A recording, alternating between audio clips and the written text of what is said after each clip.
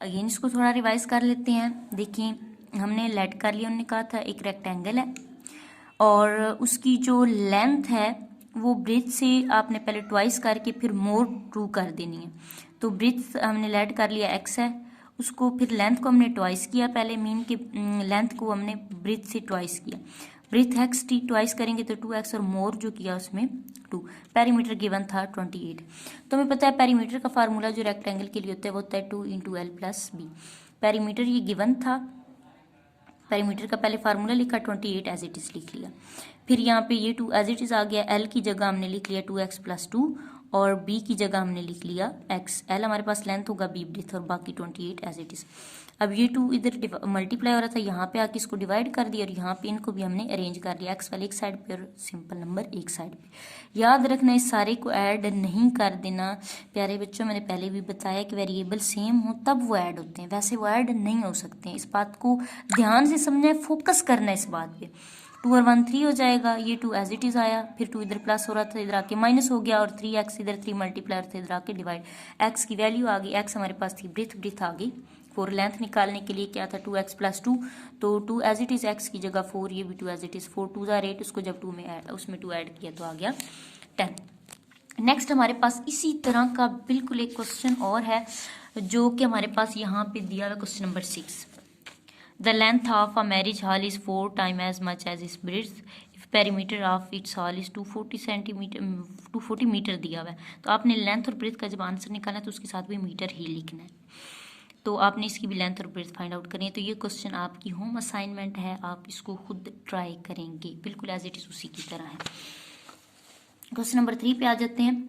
Price of a pen is 42 rupees की, एक pen की प्राइस 42 रुपीज़ है और एक नोटबुक की प्राइस है 18 रुपीज़, एक की बताई हुई है। Calculate how many pen and notebooks you can buy for rupees 480 if you want to buy an equal quantity of both.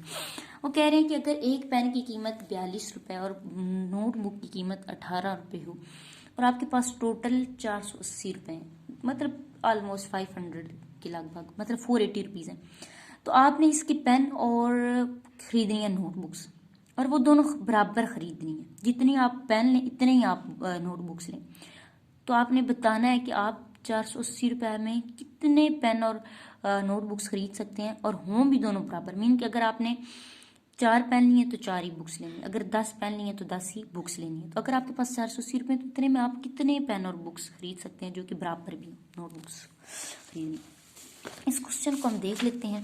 Question को मैंने सॉल्व किया हुआ है, तो आपने बस इस पे फोकस करना है। हम लेट कर लेते हैं, हमें नहीं पता कि नंबर ऑफ पेन्स और कितनी है, क्योंकि हमने अभी बाद में बताना है कि कितने हम खरीद सकते हैं। तो हम लेट कर लिया कि नंबर ऑफ पेन एक्स है और नोटबुक्स कितनी है वाई है। गिवन कंडीशन हमारे पास ये है कि अगर एक पेन की प्राइस हो 42 रुपीज़, तो अगर आप एक्स खरीदेंगे तो उसकी 42 हो जाएगी, 42x। और नोटबुक्स हमने वाई लेट की हुई थी, नंबर ऑफ प्राइस नहीं लेट की बल्कि नंबर ऑफ पेन जो हमने खरीदने वो हमने किए हुए थे। तो अगर आप वाई नोटबुक्स खरीदते हैं तो अगर एक की कीमत 18 हो तो वाई की 18y हो जाएगी, और उन दोनों को ऐड करके मीन कि ये आपके पास आपने दोनों को मिला के दोनों इतने लेनी है कि आपके पास टोटल रुपीज़ 480 है। मीन कि आप उन दोनों की प्राइस को ऐड करेंगे तो टोटल 480 रुपीज़ में आपने वो लेनी है। आपके पास रिस्ट्रिक्शन है, आपके पास पैसे इतने।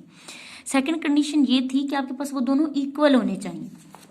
देखिए यहाँ पे हमने बुक में देखा था कि एक तो आपके पास जो 480 रुपीज़ में आपने लेने हैं, दूसरा ये था कि इक्वल क्वांटिटी उनकी होनी चाहिए। इक्वल क्वांटिटी का मतलब है कि अगर हम एक्स पेन ले रहे हैं तो वाई, अगर हमारे पास नोटबुक्स हैं तो दोनों इक्वल होने चाहिए, बराबर होने चाहिए। तो x is equal to y, ये यहाँ से आया। तो अब हम अगर ये कर लेते हैं कि ये जो हमारे पास इक्वेशन नंबर 1 दी हुई है, इसमें यहाँ पे एक्स दिया हुआ है, यहाँ पे दिया हुआ है, तो अब हमारे पास अगर दोनों वेरिएबल, अगर यहाँ पे भी एक्स होता है यहाँ पे भी एक्स होता तो आसानी हो जाती, ये ऐड हो जाते, वेरिएबल सेम हो जाते। तो हम इसी आसानी के लिए जब हैं ही दोनों इक्वल, तो हम यहाँ पे x की बजाय यहाँ पे भी y लिख लेते हैं, क्योंकि दोनों क्या हैं इक्वल हैं। हमने इस यहाँ से ये इक्वेशन 2 से यहाँ से x की जगह भी लिख लिया y। अब ये दोनों सेम हो गए तो अब ये हो सकते हैं ऐड, क्योंकि वेरिएबल दोनों के सेम हो गए। 60y हो गया, 60 यहाँ पे मल्टीप्लाई और इधर आके हो गया डिवाइड, तो y की वैल्यू आ गई है 8। तो अगर y 8 होगा तो x भी क्या होगा 8 ही होगा, क्योंकि ये रिस्ट्रिक्शन थी कि ये देखिए हमारे पास y क्या था, नंबर ऑफ नोटबुक्स। तो नंबर ऑफ नोटबुक्स और नंबर ऑफ पेन्स हमारे पास क्या होने चाहिए थे, इक्वल होने चाहिए थे। तो अगर नंबर ऑफ नोटबुक्स 8 आएंगी तो पेन भी इतनी आएंगी, मीन कि हम 8 ही नोटबुक्स और 8 ही पेन 480 रुपीज़ में खरीद सकते हैं। नेक्स्ट जो मैंने आपको क्वेश्चन नंबर 6 असाइनमेंट के लिए दिया था उसको आप देख लें।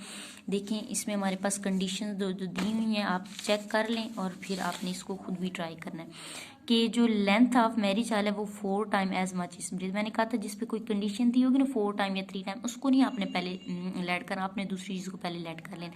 तो यहाँ पे बस उन्होंने यही कहा है कि लेंथ 4 टाइम होगी, मीन कि 4x हो जाएगी।